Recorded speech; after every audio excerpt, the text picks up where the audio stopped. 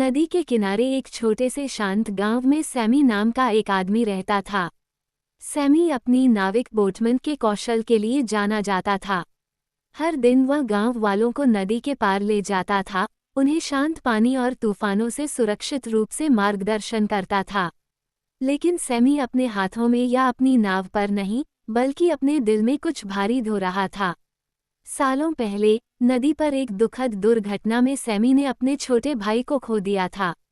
उस दिन से सैमी खुद को दोषी मानता था। हर बार जब वह आंखें बंद करता तो उसे अतीत दिखाई देता था। क्या गलत हुआ था, वह क्या अलग कर सकता था।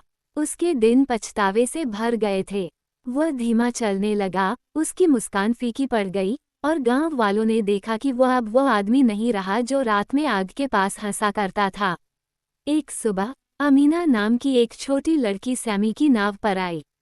उसकी बड़ी जिज्ञासु आंखें थीं और उसने पूछा, अंकल सैमी, आप हमेशा इतने दुखी क्यों दिखते हैं? सैमी ने आह भरी, बच्ची, मैं एक भारी बोझ ढो रहा हूँ। कल का बोझ। अमीना ने सिर झुकाया और धीरे से कहा, लेकिन अंकल, अगर आप कल को ढोएंगे तो आज को कैसे देख पाएंगे? उसके शब्दों ने सैमी को गहराई से छू लिया। उस शाम सैमी नदी किनारे बैठा था, पानी को अनंत रूप से समुद्र की ओर बहते हुए देख रहा था। नदी कुछ भी पकड़े नहीं रखती थी। वो कभी पीछे मुड़कर नहीं देखती थी। वो बस आगे बढ़ती जाती थी। सैमी को एक शक्तिशाली बात का एहसास हुआ। उसका अतीत नदी जैसा था और वह अपनी नाव में उसके पत्थर ढोने की कोशिश कर रहा था। लेकिन पत्थर केवल उसे झुकाए जा रहे थे। उस दिन से सैमी ने एक चुनाव किया। वह कल को याद रखेगा, लेकिन उसे धोएगा नहीं। वह दोष में डूबने के बजाय पूरी तरह से जीकर अपने भाई की याद का सम्मान करेगा। अगली सुबह सैमी ने गहरी सांस ली, अपनी नाव में कदम रखा और उगते सूरज को देखकर मुस्कुराया। बरसों में पहली बार उसने हल्का महसूस किया। और जैसे ही नाव धीरे से नदी पर डगमगाई, सैमी जानता था कि अतीत उसके पीछे था, भविष्य आगे था और आज एक ऐसा उपहार था जिसके खुलने का इंतजार था।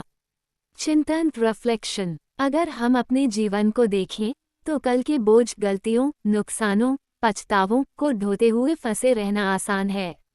लेकिन सच्चाई यह है कि कल एक सबक है, जीवन की सजा नहीं। नदी हमें छोड़ना, आगे बहना और जो बीत चुका है उसके बोझ के बिना हर नए दिन को गले लगाना सिखाती है। उस चीज को छोड़ दें जो आपको नीचे खींचती है।